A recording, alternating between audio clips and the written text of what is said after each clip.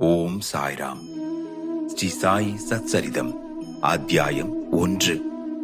நமஸ்காரங்கள். பாபா கோதுமை மாவு அரைத்த நிகழ்ச்சியும் அதன் தத்துவ உட்கருத்தும். புராதனமானதும் மிக்க மரியாதை உள்ளதுமான வழக்கத்தின்படி ஹேமத்வந்த் இந்த சாயி சச்சரிதத்தை பல்வேறு நமஸ்காரங்களுடன் எழுத ஆரம்பிக்கிறார்.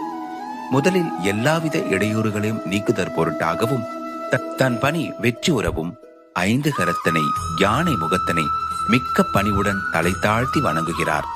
ஷீரடி சாயியே கணபதி என்றும் கூறுகிறார். பின்னர் தனது மனத்திலே உதித்த எண்ணங்களை உயர்த்தி உணர்வூட்ட தம் தாய் சரஸ்வதியை நமஸ்கரிக்கின்றார். ஸ்ரீ சாயி அறிவின் தெய்வமே என்றும் அவரே தன் வாழ்க்கை கீதத்தை அழகுடன் பாடுகிறார் என்றும் கூறுகிறார்.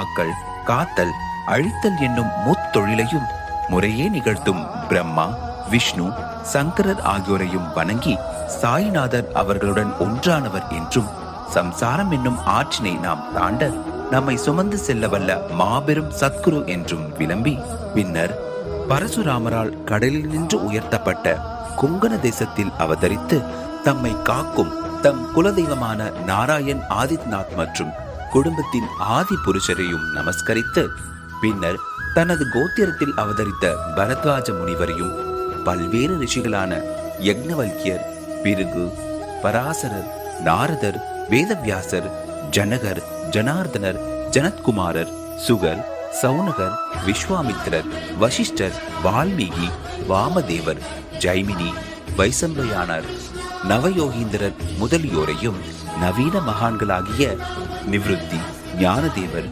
சோபான், முக்தாபாய், ஜனார்தனர், ஏக்நாத், நாமதேவர், துகாராம், கனகர், நரஹரி முதலானோரையும் பணிந்து தலைவணங்கி பிறகு தனது தாத்தாவான சதாசிவரையும் தகப்பனாரான ரகுநாதரையும் தம் இளம் வயதில் மறைந்த அன்னை மற்றும் அவரை வளர்த்த அத்தை, அன்பிற்குரிய அண்ணன் ஆகியோரையும் வணங்கி பின்னர் படிப்பவர்களை வணங்கி தமது பணிக்கு முழு அன்பையும் சிதையாத கவனத்தையும் கொடுத்தருள வேண்டிக் கொண்டு கடைசியாக தனது ஒரே அடைக்கலமும் பிரம்மமே மெய்ப்பொருள், பாரனைத்தும் மாய தோற்றம் என்று தனக்கு உணர்விக்கின்ற ஸ்ரீ தத்தாத்திரேயன் அவதாரமான சத்குரு ஸ்ரீ சாய்பாபா அவர்களை நமஸ்கரித்து அங்கனமே எம்பெருமான் வதியும் எல்லா ஜீவராசிகளையும் வணங்கி துதிக்கின்றார்.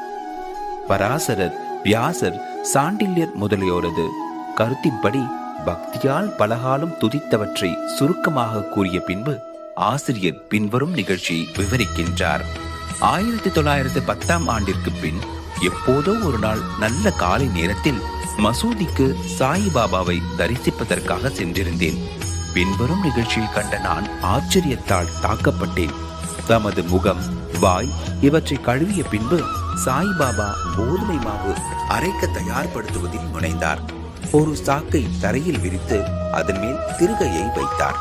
பின்பு முரத்தில் கொஞ்சம் கோதுமையை எடுத்து தம் கஃனியை கைகளில் மடக்கி விட்டுக் கொண்டு கையளவு கோதுமையை திருக்கை கொடியில் இட்டார். திருக்கையை சுற்றி கோதுமையை அரைக்கத் தொடங்கினார். பிச்சை எடுத்து வாழ்ந்து எவ்வித உடைமையும் சேமிப்பும் அற்ற இவர் கோதுமை மாவு அரைக்க வேண்டிய அவசியம் என்ன என்றுவாறு நினைத்தேன். அங்கு வந்த சிலரும் அவ்வாறே எண்ணினார்கள். ஆயின் ஒருவருக்கும் பாபா என்ன செய்கிறார் என்று கேட்க துணிவு வரவில்லை. பாபா மாவரைக்கும் இச்செய்தி உடனே கிராமத்தில் பரவி ஆண்களும் பெண்களும் பாபாவின் செய்கையை காண பெருந்திரளாக மசூதிக்கு வந்தனர். கூட்டத்தில் இருந்த தைரியம் உள்ள 4 பெண்மணிகள் வழியே நுழைந்து பாபாவை ஒரு புறம் ஒதுக்கிவிட்டு திருக்கையின் கைப்பிடியை பற்றி பாபாவின் லீலைகளை பாடியவாறு மாவரைக்க தொடங்கினர். முதலில் பாபா கடும் கோபம் அடைந்தார். ஆயின் அந்த பெண்மணிகளின் அன்பையும் பக்தியையும் கண்டு மிக்க சந்தோஷம் அடைந்து புன்னகை பொரியலானார்.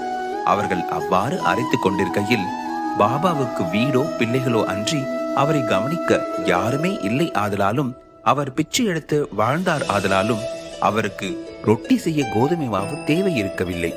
எனவே இவ்வளவு அதிகமான மாவை என்ன செய்வார்? ஒருவேளை பாபா அன்பாயிருக்கும் காரணத்தால் இம்மாவை நமக்கு பகிர்ந்து கொடுத்து விடுவார் என்றவாறு எண்ணமிட்டபடி பாடியவாறே அரைத்து முடித்து திருக்கையை ஓரத்தில் நகர்த்திவிட்டு கோதுமை மாவை 4 பிரிவாக பிரித்து ஆளுக்கு ஒவ்வொரு பகுதியாக எடுத்துக்கொள்ள தொடங்கினார்கள். இதுவரை அமைதியாகவும் அடக்கமாகவும் இருந்த பாபா கோபமடைந்து பெண்களே, உங்களுக்கு பைத்தியம் பிடித்து விட்டதா? யாருடைய அப்பன் வீட்டு பொருளை இவ்வாறு அபகரிக்கிறீர்கள்? நீங்கள் தடங்களின்றி மாவை எடுத்து செல்வதற்கு நான் முன்னம் உங்களிடம் கடன் பட்டிருக்கிறேனா என்ன? தயவு செய்து இப்போது இதை செய்யுங்கள். இம்மாவை எடுத்துச் சென்று கிராம எல்லைகளில் கொட்டிவிட்டு வாருங்கள் என்றார். இதை கேட்டபின் அவர்கள் வெட்கமடைந்து தமக்குள் ஏதோ முணுமுணுத்துக் கொண்டு கிராம எல்லைக்கு சென்று பாபா குறிப்பிட்டபடி அங்கே மாவை பரப்பிவிட்டார்கள். பாபா செய்த இவைகளை எல்லாம் என்னவென்று ஷீரடி மக்களையே வினவினேன். காலரா நோய் கிராமத்தில் பரவிக்கொண்டு இருப்பதாயும் இது அதையே எதிர்க்க பாபாவின் பரிகாரமாகும் என்றும் கூறினர். கோதுமை அரைக்கப்படவில்லை, காலராவே அரைக்கப்பட்டு கிராமத்திற்கு வெளியில் கொட்டப்பட்டது. இந்நிகழ்ச்சியின் பின்னர் காலரா மறைந்து கிராம மக்கள் மகிழ்ச்சியூட்டனர். நானும் இவற்றையெல்லாம் அறிந்து கொண்டதில் மிக மகிழ்ச்சி அடைந்தேன். ஆனால் அதே சமயம் எனக்கு ஆச்சரியம் விளைந்தது. காலராவுக்கும் கோதுமை மாவுக்கும் பூ உலகில் உள்ள ஒற்றுமையாது? சாதாரணமாக அவைகளுக்கு உள்ள உறவு என்ன? அவை இரண்டையும் எங்கனம் இணைக்க முடியும்? இந்நிகழ்ச்சி விவரிக்க இயலாததாய் இருக்கின்றது. நான் இதை பற்றி சிறிது எழுதி என் மனம் நிறைவடையும் வரை பாபாவின் இனிக்கும் லீலைகளை பாடுவேன்.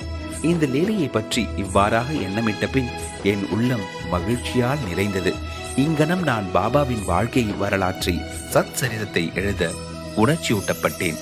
பாபாவின் அருளுடனும் ஆசியுடனும் இப்பணி வெற்றிகரமாக நிறைவேற்றப்பட்டது என்பதையும் நாம் அறிவோம். மாவரைத்ததின் தத்துவ உட்கருத்து. ஷீரடி மக்கள் இந்நிகழ்ச்சியை ஒட்டி அமைந்த காரணத்தை தவிர வேறு ஒரு தத்துவ உட்கருத்தும் இருப்பதாக நாம் நினைக்கின்றோம். சாய்பாபா ஏறக்குறைய 60 ஆண்டுகள் ஷீரடியில் வாழ்ந்தார். இந்நீண்ட காலத்தில் அவர் பெரும்பாலும் தினசரி அரைத்தார். கோதுமையை மாத்திரமன்று, பாவங்கள், உள்ளம், உடல் ஆகியவற்றின் துன்பங்களையும் கணக்கில்லாத தன் அடியவர்களின் துயரங்களையும் அரைத்து தீர்த்தார். கர்மம், பக்தி என்ற 2 கற்கள் அவர் திருக்கையில் இருந்தது. முன்னது கீழ்கல்லாகும், பின்னது மேற்கல்லாகும். பாபா பிடித்து அரைத்த கைப்பிடி ஞானமாகும். சத்துவம், ராஜசம், தாமசம் என்ற முக்குணங்களையும் சேர்ந்த நமது எல்லா உணர்ச்சிகள், ஆசைகள், பாவங்கள், அகங்காரம் இவைகளை நிகழ்ந்துகளாக்கி முன்னோடி வேலையாக அரைக்கப்பட்டாலன்றி ஞானம் அல்லது தன்னை உணர்தல் என்பது முடியாதென்பது பாபாவின் உறுதியான தீர்ப்பாகும். இக்குணங்களை தள்ளிவிடுவது அத்தகைய கடினமானது. ஏனெனில் அவைகள் அவ்வளவு நுட்பமானவை. கபீரின் ஒரு நிகழ்ச்சியை இது ஞாபகமூட்டுகிறது. ஒரு பெண்மணி சோளத்தை அரைத்துக் கொண்டிருந்ததை பார்த்துவிட்டு அவர் தன் குரு நிபத்னி ரன்யரிடம், திருக்கையில் இடப்பட்ட சோளத்தை போன்று இவ்வுலக வாழ்க்கை என்றும் திருக்கையாலே நசுக்கப்படும் போது நான் அஞ்சுவதனால் அழுகிறேன் என்று கூறினார். நிபத்னி ரஞ்சனர், பயப்படாதே, நான் செய்வது போல் இத்திருக்கையில் உள்ள ஞானம் என்னும் பிடியை பிடித்துக்கொள். அதிலிருந்து நெடுந்தூரம் சென்று திரியாதே, ஆயின் உட்புறமாக திரும்பும். அப்போது நீ காப்பாற்றப்படுவது நிச்சயம் என்று பதிலளித்தாராம். ஸ்ரீ சாயை பணிக. அனைவருக்கும் சாந்தி நிலவட்டும். ஓம் சாய்ராம்.